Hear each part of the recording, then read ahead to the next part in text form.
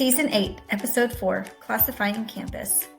On this episode, topic, distinguishing between the various ways campus is designated. Importance, ensuring the appropriate campus designation is used in an analysis.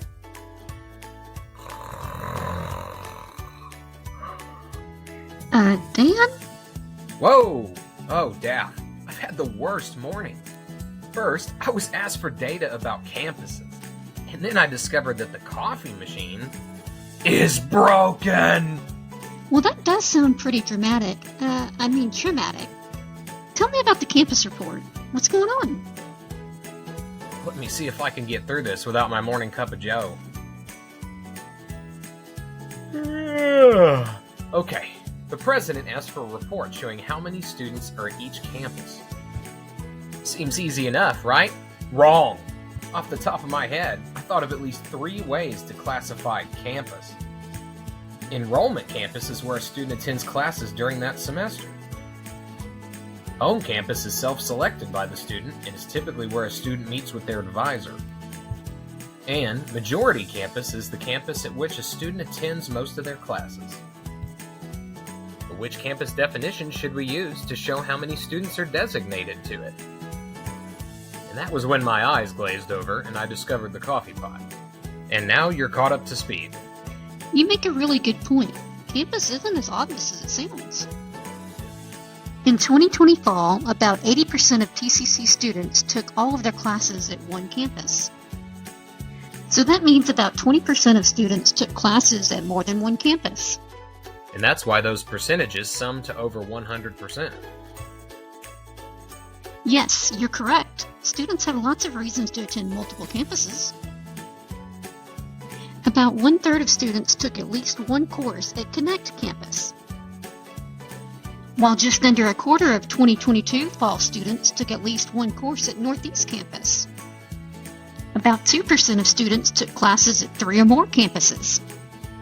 Designating campus by enrollment is tricky because a student's being possibly counted towards more than one campus.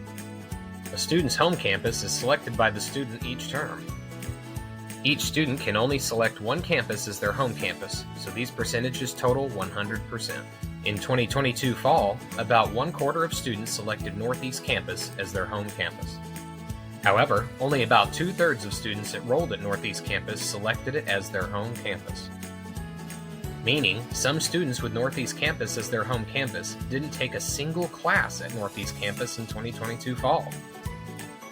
Classifying campus by home campus could be deceiving for that reason. A student may or may not visit their home campus in a given term, despite it being selected as their home campus. And that leaves us with majority campus. As you stated, majority campus is simply the campus at which a student attends most of their classes. In 2022 fall, about 22% of students had Connect campus as their majority campus. Note that about 8% of students were tied for their majority campus. In this scenario, how would we classify a student's campus? Majority campus is a great option to show a student's tendency towards a campus, but classifying a tied campus can be confusing.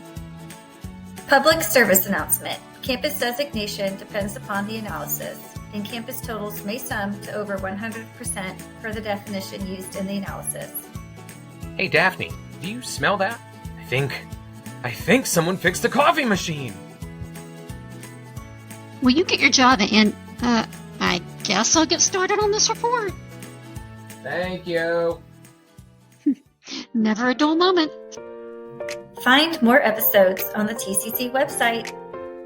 From all of us here at IR, until next time. Bye. Later. For more information, please visit our website. IR, slamming the data. Got questions? Give us a call.